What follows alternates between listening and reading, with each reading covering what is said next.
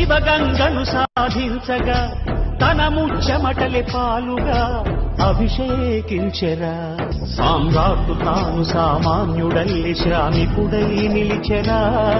అందలము వదలి అందరితో కదిలి అణువణువు అలిసెరా.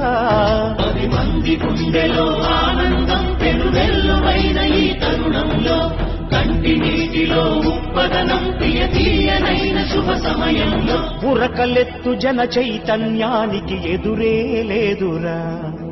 కడలి వైపు పరిగెత్తే గంగని అదుపే చెయ్యరా. పరవళ్ళు దొక్కు శ్రమ శక్తినంత వారధిగా మార్చరా. మన కలల పంటకి ఆనకట్ట కలకాలం సాక్షిరా.